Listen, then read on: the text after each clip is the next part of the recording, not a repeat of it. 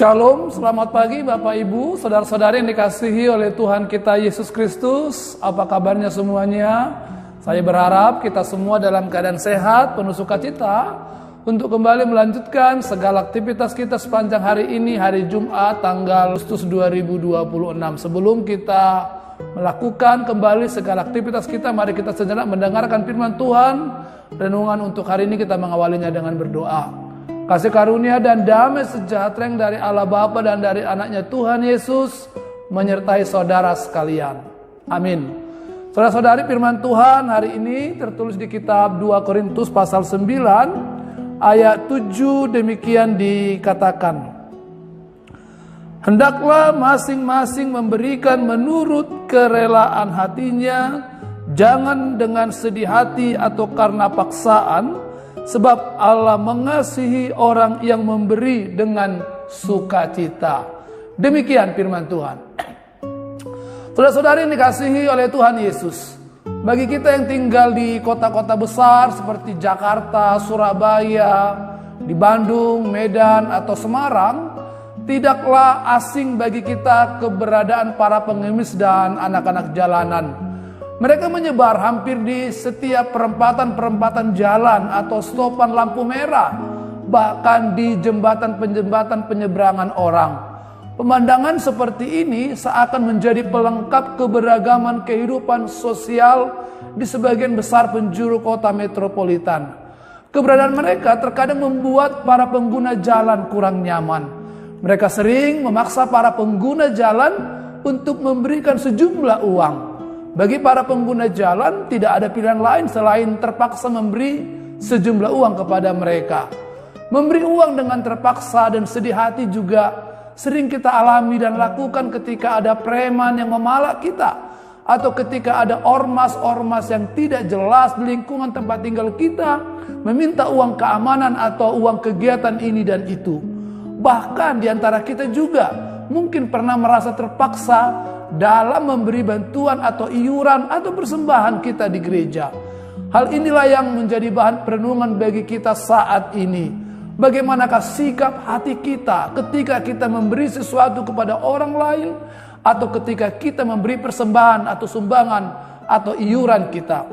Memberi bukan hanya sebatas berapa besar materi yang kita berikan kepada orang lain. Memberi harus didasari oleh sikap hati yang benar, yang rela, dan jangan bersedih karena takut harta miliknya berkurang. Memberi harus didasari oleh kasih dan dilakukan dengan penuh sukacita. Rasul Paulus secara gamblang mengajarkan tentang bagaimana sikap hati kita ketika memberi. Paulus menyarankan hendaklah masing-masing memberikan menurut kerelaan hatinya. Jangan sedih hati atau paksaan. Sebab Allah mengasihi orang yang memberi dengan sukacita. 2 Korintus 9 ayat 7. Setiap orang memiliki kesempatan yang sama dalam hal memberi kepada orang atau kepada siapapun yang sedang membutuhkan.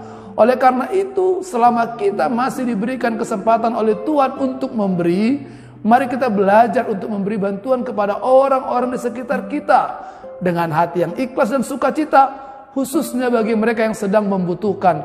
Ketika kita memberi, ingatlah bahwa pertama, kita sudah terlebih dahulu menerima banyak hal dari Tuhan. Jadi dengan berbagi dan memberi, kita menjadi saluran berkat bagi sesama kita. Kita juga menjadi jawaban atas doa-doa mereka yang memohon kasih dan pertolongan Tuhan. Yang kedua, ketika kita dengan ikhlas dan sukacita memberi dan berbagi, di saat yang sama kita sedang menabur kebaikan dan suatu saat nanti akan menuainya. Oleh karena itu, berbahagialah kita ketika kita masih dapat memberi dan berbagi dengan sukacita tanpa paksaan dan sungut-sungut. Artinya, kita terpercaya untuk berkat-berkat yang dipercayakan Tuhan kepada kita. Tuhan memberkati kita. Amin, kita berdoa. Terima kasih Tuhan untuk firman Tuhan yang sudah menyapa kami di pagi hari ini, mengajarkan kepada kami bagaimana sikap hati kami ketika kami memberikan pertolongan kepada orang-orang yang memohon bantuan, memohon pertolongan dari kami. Biarlah kami beri dengan sukacita, hati yang ikhlas dan tulus, tanpa memaksakan diri kami atau tanpa terpaksa. Biarlah segala sesuatu yang kami lakukan untuk kemuliaan nama Tuhan, dan kami boleh menjadi perpanjangan tangan Tuhan di tengah-tengah dunia ini.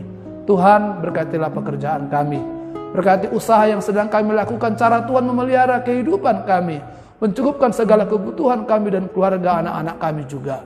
Kami berdoa buat anak-anak kami dimanapun mereka berada, yang sedang bekerja, yang sedang sekolah atau kuliah, Tuhan menyertai mereka semuanya. Kami juga berdoa buat seluruh jemaat Tuhan yang sedang di dalam sakit penyakit, dalam pergumulan, dalam problema atau apapun yang sedang mereka alami.